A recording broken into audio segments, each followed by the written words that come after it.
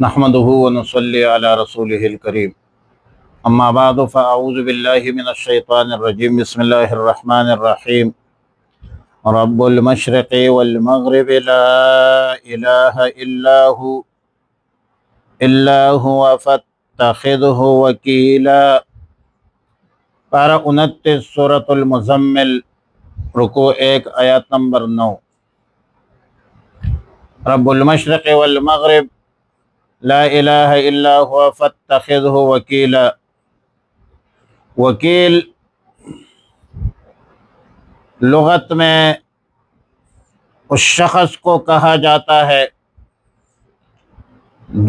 جس کو کوئی کام مفوض کیا جائے، جس کو کوئی معاملہ سپرد کیا جائے۔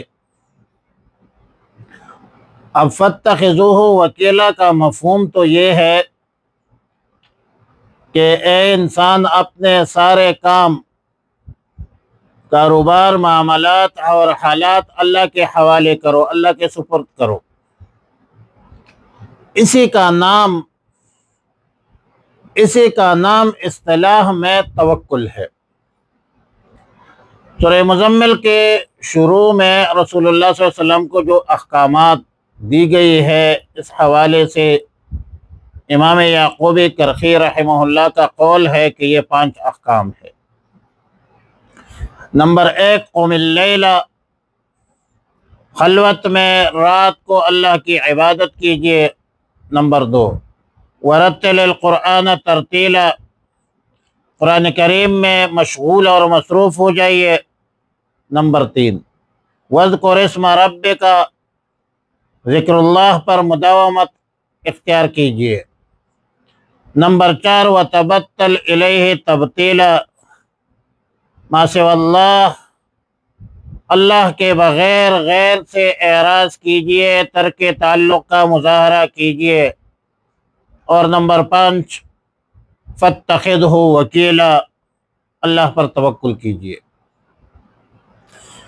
لیکن توکل سے پہلے فرمایا کہ رب المشرق والمغرب، اس میں اشارہ ہے اس طرف کہ جو ذات پاک مشرق و مغرب اور سارے جہاں کا پالنے والا ہے، مخلوقات، کائنات کی تمام ضروریات، حوائج کے حوالے سے ابتدا سے انتہا تک مکمل طور پر متکفل ہے، مکمل طور پر کفالت فرماتے ہیں۔ لہذا توکل اور بھروسہ کا قابل صرف اور صرف وہی ذات ہو سکتی ہے، اور اللہ پر بھروسہ کرنے والا کبھی محروم نہیں ہو سکتا۔ قرآن کی آیت ہے وَمَن يَتَوَكَّلْ عَلَى اللَّهِ فَهُوَ حَسْبُهُ، جو شخص اللہ پر توکل کرتا ہے، بھروسہ کرتا ہے، اللہ رب العالمین اس کے تمام مہمات، مشکلات کے لیے کافی شافی ہے۔ لیکن یاد رکھیں کہ توکل کا یہ معنی یہ نہیں ہے کہ اسباب کسب معاش، آلات یا دفع بلا جو اللہ نے آپ کو عطا کی ہے اس کو آپ معطل کر کے اللہ پر بھروسہ کریں،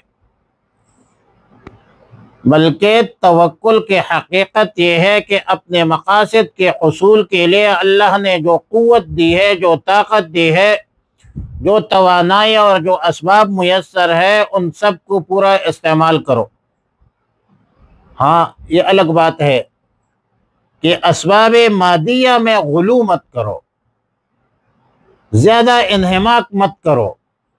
اعمال اختیاریہ کو اختیار اور اسباب کو اختیار کر لینے کے بعد نتیجہ اللہ پر چھوڑ دے، نتیجہ اللہ کے سپرد کرے اور پھر بے فکر ہو جائے۔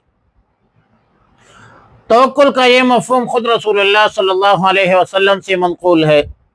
امام بغوی نے شرح سنہ اور امام بیہقی نے شعب الایمان میں یہ حدیث روایت نقل کی ہے کہ رسول اللہ صلی اللہ علیہ وسلم نے فرمایا کہ ان نفسا لن تموت حتی تستکمل رزقها الا فاتقوا اللہ واجملوا فی الطلب کذا فی المظہر، یعنی روح القدس جبرائیل امین نے میرے دل میں یہ بات ڈالی ہے کہ کوئی شخص اس وقت تک نہیں مرے گا جب تک وہ اپنے مقدر میں لکھا ہوا اللہ کے رزق کو پورا پورا حاصل نہیں کر لے گا۔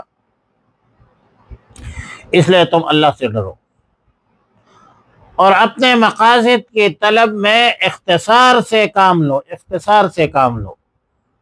زیادہ منہمک مستغرق ہونے کی کوئی ضرورت نہیں ہے کہ قلب کے توجہ ساری انہی مادی اسباب پر، آلات پر محصور ہو کر رہ جائے اور اللہ پر توکل کرو۔ ترمذی شریف میں سیدنا ابو ذر غفاری رضی اللہ الباری سے روایت ہے کہ رسول اللہ صلی اللہ علیہ وسلم نے فرمایا کہ ترک دنیا اس چیز کا نام نہیں کہ تم اپنے اوپر اللہ کی حلال کی ہوئی چیزوں کو حرام کر لو، یا جو مال و دولت تمہارے پاس ہے اسے خواہ مخواہ اڑا دو، بلکہ ترک دنیا اس کا نام ہے، اس چیز کا نام ہے کہ تمہارا اعتماد، اعتقاد، اذعان اللہ کے ہاتھ میں، اللہ پر ہو، اور جو چیز آپ کے ہاتھ میں ہے اس پر بنسبت اس کے جو تمہارے ہاتھ میں ہے، مطلب جو چیز آپ کے ہاتھ میں ہے اسباب پر اعتماد نہ کرو، اسباب اختیار کرو، اعتماد اللہ پر کرو۔ اسباب اختیار کرنا یہ سنت ہے اور اسباب سے انکار یہ جہالت ہے، لیکن اعتماد اللہ پر کرو، اعتماد اللہ پر کرو، اللہ پر بھروسہ کرو۔ کرنے والا اللہ کی ذات ہے، مؤثر ذات اللہ کی ذات ہے، چیزوں میں اثر ڈالنے والا اللہ کی ذات ہے۔ رب المشرق والمغرب، رب ہے مشرق اور مغرب کا، لا الہ، کوئی اور معبود نہیں، الا ہو، اس کے سوا، فاتخذہ وکیلا، پس بنا لیجئے اس کو کارساز، بنا لیجئے کارساز، وکیل۔